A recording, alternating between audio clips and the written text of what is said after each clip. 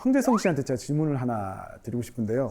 일본 하면 가장 먼저 떠오르는 이미지 어떤 게 있을까요? 저는 예전에 진짜 깜짝 놀란 적이 있습니다. 우리 코로나 사태 터졌을 때 여러분들 휴대폰으로 검사하라고 이렇게 문자가 왔었잖아요. 맞아요. 근데 일본은 어떻게 했냐면 일일이 우편으로 그걸 배달한 거예요. 그 공사. 이렇게 스마트하게 다 개발이 돼 있는데도 우편으로 한 걸 보고 저 진짜 깜짝 놀랐거든요. 네네네. 다른 분들은 어떻게 생각하시나요? 이 부분에 대해서. 저는 와이프를 처음 만났을 때가 2019년도였거든요. 이제 음식을 먹는데 카드가 안 된다는 거예요.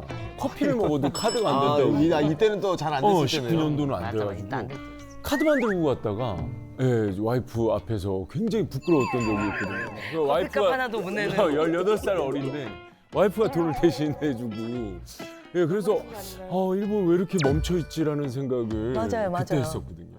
아니 근데 그게 개발이 안 된 게 아니잖아요. 카드 리더기가 우리나라 2019년이면은 여러분 카드가 개발되면 개발됐지. 맞아요. 단말기는 개발이 이미 다 끝나 있거든요. 그렇지. 네네, 맞습니다.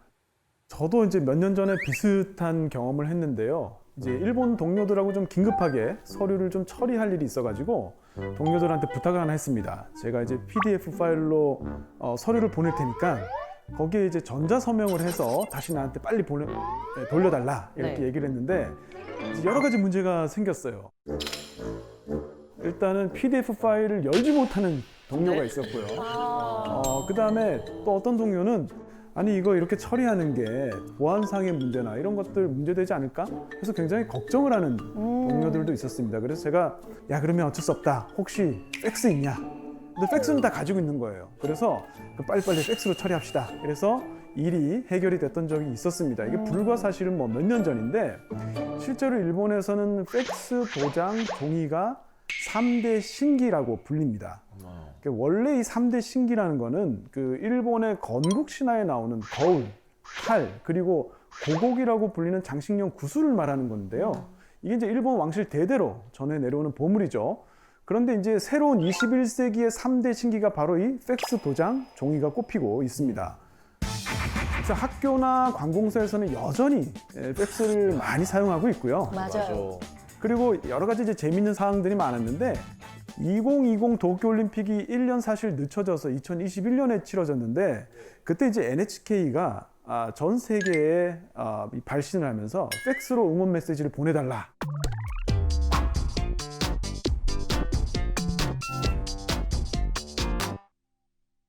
와 팩스로 그래서 사람들이 과연 이 팩스가 뭐냐, 내가 아는 팩스랑 뭐 다른 거냐, 뭐 이런 웃지 못하는 상황도 있었죠.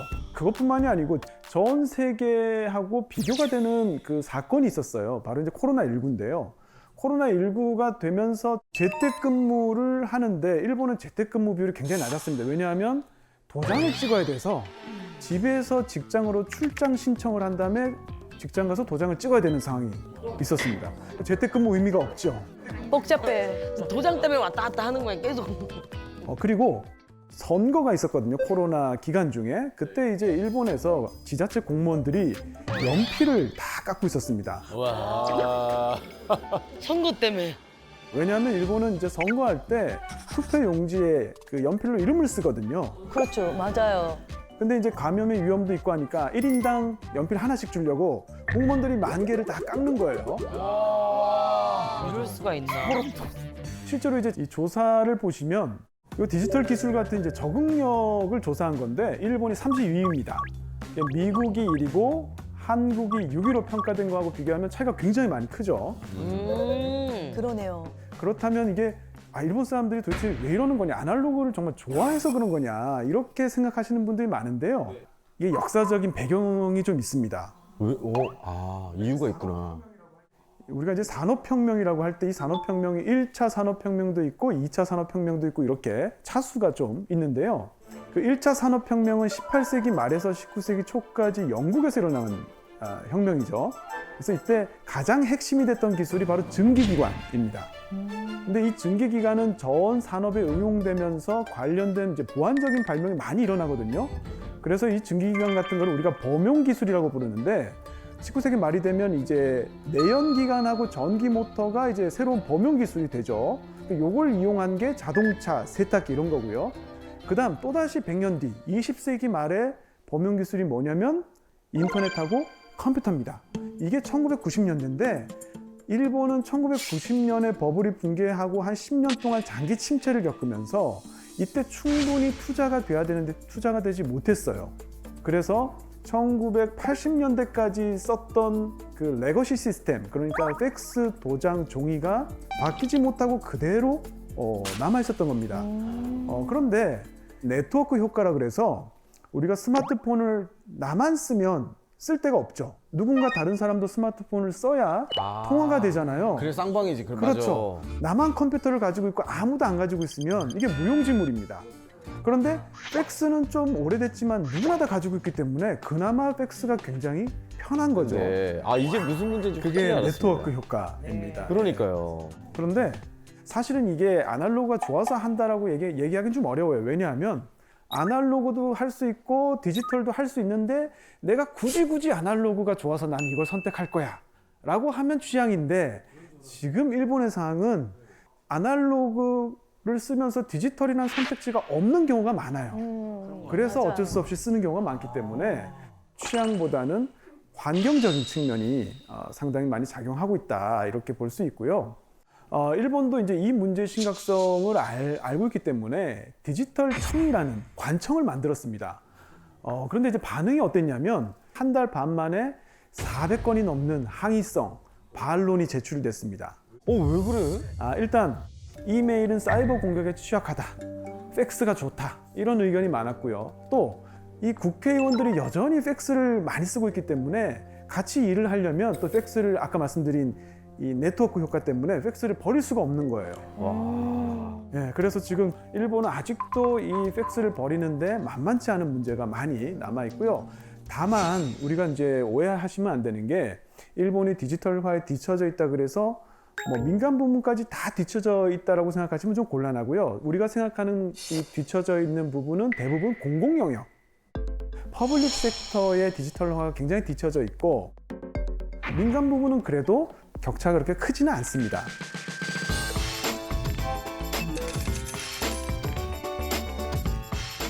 다만 그럼에도 불구하고 일본이 이 디지털화를 위해서는 해결해야 될 문제가 많기 때문에 앞으로 어떻게 달라질지 지켜봐야 할 것 같습니다. 그렇죠. 맞아요. 일본도 1870년대, 80년대 외국인들이 많이 와서 일본을 처음 보고 일본 사람들이 이렇구나라고 이제 글을 많이 남기거든요. 1882년에 요코하마에서 발간된 영자 신문이 있습니다. 거기 보면 뭐라고 돼 있냐면 일본 사람들은 게으르고 향락을 즐긴다. 문명 사회로 너희들이 발전하지 못하는 이유는 게으르고 향락을 즐겨서 그런 거야 라고 되어 있거든요. 의외다. 그렇다면 이게 일본 사람들은 도대체 언제부터 근면 성실해진 걸까요? 그러니까 더 정확하게 얘기하면 최고의 가치를 근면 성실로 생각하기 시작한 게 언제부터일지 수백 년 앞으로 가야 됩니다. 수백 년요? 아주 옛날 일본에는 마비키라고 하는 풍습이 있었습니다. 마비키? 이 마비키가 뭐냐면 우리가 이제 속가내다 이런 뜻인데 이제 식물이 너무 무성하게 자라면은 일부 이제 좀 제거를 하죠. 그런 걸 우리가 마비키라고 하는데 요 에도 시대에는 이 마비키가 어린 아이들에게 적용이 됐습니다. 무슨 말이냐? 기근이 들어서 먹을 게 없으면 잎 하나라도 줄 생각으로 영아 살해가 일어납니다. 그러니까 우리가 한지 같은 거 있잖아요. 그걸 물에 적셔서 그냥 이렇게 덮어놔요. 그러면 이제 조금 시간이 지나면 이제 죽겠죠. 근데 이제 그 당시에는 사실은 이제 우바스테라는 풍습도 있었어요. 지금 들으면은 뭐 인권도 없었나 그 시대는 뭐 이렇게 생각도 들고 말도 안 되는 것 같지만은 이런 식으로 마비키나 우바스테 같은 이런 풍습은 사실은 인구 압력을 견디기 위해 생겨난 풍습이죠. 인구가 늘어나면 식량이 부족해지니까 그걸 조절하기 위해서 생긴 풍습인데 이 마비키가 사라지려면 생산성이 크게 늘어야 되겠죠. 그래서 식량이 많이 생산돼서 인구를 부양할 수 있어야 되는데 그게 언제부터 가능해졌냐면 17세기부터 바뀌기 시작합니다. 17세기에 보면 경지 면적하고 인구가 폭발적으로 증가를 합니다. 그러면서 농사 지을 수 있는 땅이 늘어나면서요. 인구도 1,500만 명에서 3,000만 명으로 2배 가까이 늘어요.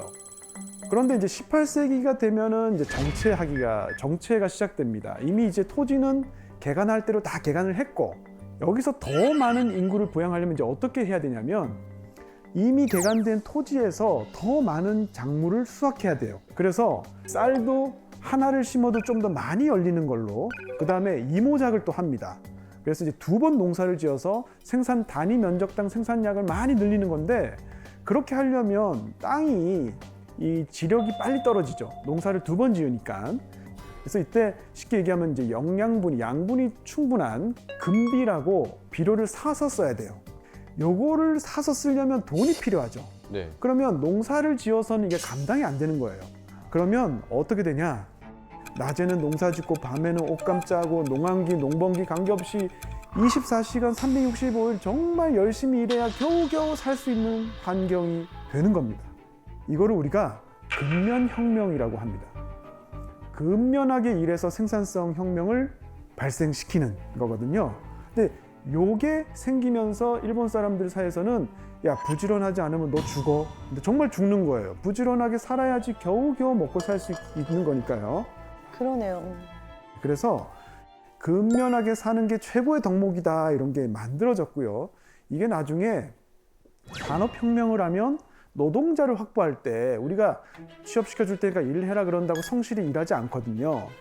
왜냐하면 본인이 근면하게 일하는 게 몸에 배어야 돼요. 오랜 시간 습득하고 훈련해야 되는데, 일본은 자동적으로 근면한 농민들이 너무 많았기 때문에 공장 노동자로 그대로 흡수해서 쓸 수가 있었죠. 그래서 산업혁명에 굉장히 도움이 됐습니다. 전혀 몰랐습니다. 그래서 이제 한때는 이제 먹고 사는 게 가장 큰 문제이던 시절도 있었습니다만, 지금은 사실은 상황이 많이 달라졌죠. 그래서 전 세계에서 가장 큰 문제로 대두되고 있는 게 바로 이 저출산 문제인데요. 맞아요. 최근 우리나라 입학식 시즌이었는데 신입생이 단 한 명도 없어서 입학식을 못한 초등학교가 무려 150곳에 이른다고 합니다. 이제 저출산 문제가 아니라 저출산율 추락사, 뭐 이렇게 불리는 것도 이상한 일이 아니죠. 그런데 우리보다 먼저 저출산 문제를 실감하고 준비한 나라가 일본입니다. 일본은 1989년에 이 합계 출산율이 1.57명까지 떨어지면서 소위 1.57 쇼크를 겪게 됩니다. 아이고야. 이게 1.57이 왜 쇼크냐면, 합계 출산율이 1.57 근처까지 떨어진 적, 1.58이 된 적이 딱 한 번 있었는데 그게 1966년입니다. 1966년이 말띠 해거든요. 왜 하락했는지 짐작이 되시나요? 말띠? 말띠라고 제가 힌트를 드렸는데, 말띠가 힌트라고요? 말띠가 힌트입니다. 네. 뭐지? 뭘까요? 말띠는 연마살이 껴요. 오, 네, 비슷합니다. 네. 저는 그래서 4년 여자 선배들이 숫자가 적었어요. 그렇죠. 한국도 그랬죠. 네. 그래요? 왜? 8호학번 선배들이 숫자가 적었어요. 일본도 지금 우리 김경일 교수님 말씀하신 것처럼 비슷한 게 있는데 60년에 한 번씩 병오년이 돌아오죠. 그런데 이 병오년에 태어난 여자아이는 팔자가 세다. 이런 미신이 있어서 조금 나았습니다. 그래서 이때 1.58로 출산율이 훅 떨어진 거예요. 근데 여기에는 지금 가슴 아픈 사랑 이야기가 숨어 있습니다, 사실은. 지금 여기 보시면 네. 이 여성이 이제 에도 시대에 실존했던 야오야 오시치라는 여성인데, 야오야라는 건 이제 야채 가게고 오시치가 이름인데요. 그런데 이 집에 큰 불이 나가지고 근처 절로 피신을 갑니다. 그리고 이제 그 절에서 심부름을 하던 어떤 남자아이와 사랑에 빠집니다. 클리셰가 아주. 네. 시간이 지나서 이제 집이 다 수리되고 집으로 돌아가야 되는 때가 왔어요. 그래서 이제 오시치가 굉장히 이제 너무 보고 싶으니까 어떻게 할까 고민하다가 불이 다시 한번 나면 되지 않을까? 어디? 그래서 집에다 불을 질렀어요. 근데 다행히 초기에 진화가 됐고요. 방화범으로 붙잡힙니다. 그리고 이제 화형을 당해서 죽거든요. 어머. 화형이요? 네네. 그런데 이 오시치가 병원년에 태어나서 이게 병원년에 태어난 여자애들은 기가 세구나. 그래서 이후에 이제 1906년에도 여자아이가 조금 태어났어요. 그리고 60년 뒤인 1966년 병원년에도 그 전해에 비해서 50만 명이나 적게 태어났습니다. 그래서 이때 1.58로 출산율이 훅 떨어진 거예요. 미신을 안 믿어도 미신에 맞서는 건 두려워하는 거죠. 네. 그러니까 한 번 만들어진 미신을 제거하기가 그렇게 어렵다는 거예요. 네. 그렇죠. 그런데 1989년은 아무런 충격이 없었는데 1.57까지 떨어졌으니까 이제 쇼크였던 거죠. 때문에 일본 정부는 이제 화들짝 놀라서 본격적으로 이제 이 고민을 시작했고요. 일과 육아의 양립이 가능한 환경을 만들어야 된다. 이런 이제 결론을 통해서 엔젤 플랜이라는 걸 이제 시작을 합니다. 엔젤 플랜. 근데 다만 이제 당시 공무원들은 굉장히 좀 낙관론에 빠져서 좀 안일했어요. 그래서 이거 애기 안 낳는 게 보육 문제지. 그러니까 이제 보육 시설만 충분하면 다 나을 거야 이렇게 생각을 했습니다. 그런데 한 5년이 지나도 전혀 합계 출산율이 또는 출생아 수가 감소하는 속도가 줄지 않았어요. 그래서 이후에 이제 여러 가지 이제 시행착오를 겪으면서 5년마다 새로운 정책을 계속 내고 있는데요. 결론은 조금도 해결이 되지 않았습니다. 다 실패했어요. 관련 예산은 엄청나게 많이 늘었죠. 그런데 합계 출산율은 그대로고요. 출생아 수는 오히려 이제 줄고 있죠. 와. 이게 일본 사회에서 1.57 쇼크에 버금갈 정도로 충격을 주고 있습니다. 원래 일본에서 추계할 때는 2033년이 되면 77만 명 정도가 될 거야 라고 생각을 하고 있었어요. 그런데 재작년에 77만 명이 이제 된 겁니다. 10년이나 줄었네. 와. 그래서 지금 이제 키시다 총리는 지금 뭔가를 하지 않으면 2030년대가 되면 젊은 인구가 더 빨리 줄어들기 때문에 그냥 일본은 끝난다. 아무것도 안 된다. 바로 지금, 올해, 내년, 지금 해야 된다라고 강조를 하고 있습니다. 이 과정에서 키시다 총리의 눈에 들어온 곳이 하나 있었어요. 바로 이 나기초라는 마을인데요. 오카야마현에 있는 나기초라는 인구 5천의 소도시인데 합계 출산율이 무려 2.95명. 우와.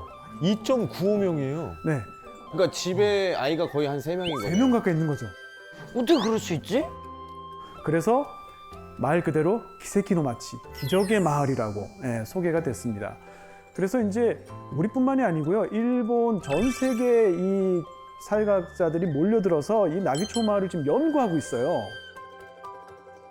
이 대책을 보니까 출산 축하금도 주고 영유아 치료비도 나오고 취약 지원금 같은 이제 경제적 지원도 있고요. 또 약간 특이한 게 공동 육아 시설이라고 이 나기 차일드 홈이라고 하는 게 있습니다. 이런 거라든지 해서 정말 많은 노력을 하고 있다는 거를 알게는 됐습니다. 그런데요, 지금 제가 말씀드린 것들 이거 이미 다 우리도 하고 있는 거 아닌가요? 맞아요. 하고 있죠. 뭔가 특별한 게 있나 싶으면 별로 특별해 보이지 않잖아요. 그런데 왜 나기초는 성공할 수 있었을까? 사실은 우리가 합계 출산율이라는 지표에 대해서 곰곰이 생각해 봐야 될 필요가 있습니다. 이게 합계 출산율이라는 게 분수거든요. 분모가 있고 분자가 있는데 분모는 가임기 여성의 숫자예요. 그러니까 보통 이제 15세부터 49세까지의 여성의 숫자가 들어갑니다. 그리고 분자에는 그 가임기 여성이 낳은 출생아 수, 아이들의 숫자가 들어가요.